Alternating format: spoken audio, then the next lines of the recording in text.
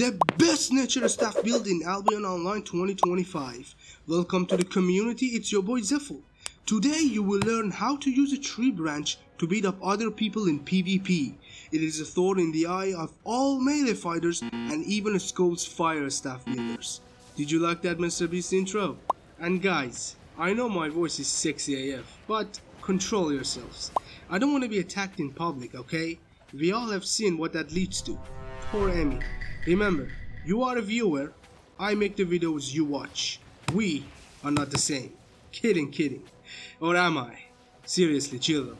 One of the least used nature sticks in Albion, but effective nonetheless. You may say it's shit, I say a skill issue.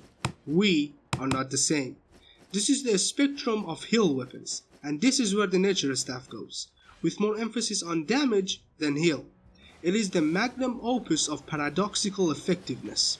Its damage is easier to do than holy staffs, and the damage is more than other nature staffs, with a sweet CC embedded into its E. Just the other day I faced one of my own builds in Corrupted, and I definitely intentionally threw so he could win. I'm proud, guys, and I don't have main character syndrome. Get ready to face the dev's creative naming skill with a nature theme to it. Q. Thorn growth. Move the stick, make thorn thingies appear on the ground. If they are on it, they will get slowed and hurt. And if you hit them while the thorn debuff on them, they will get hurt more. W. Brambleseed. Throw some magical beans in a line. They grow suddenly and they will deal damage. Also, it will throw them in the air. Hard to aim, but deals good damage if you manage to do so. Quick question. Do you take a smoke breaks between corrupted sessions too? E. Circle of life. Holy cringe. Bruh. Who named this? Lame and gay. Not that anything is wrong with being gay. It's just that you're okay with gay. I watch lesbian love shows. We are not the same. It kind of heals you and roots them if there are 3 or more thorn charges on them, and deals damage to them. The passive, Calmness. You get tankier the more spam you do with your spells. Crazy synchronicity with your Q. I tried contracting with the MCN to monetize the channel. I just tried. Didn't work out though. I couldn't hold up my part of the deal. These are some of the terms in the contract. They needed the whole channel, like 90% ownership, not profit, but whole ownership. Also, they wanted the Gmail I made the channel with, and last but not least, 1 full glass of my father's blood. But joke's on them, they don't know I'm black.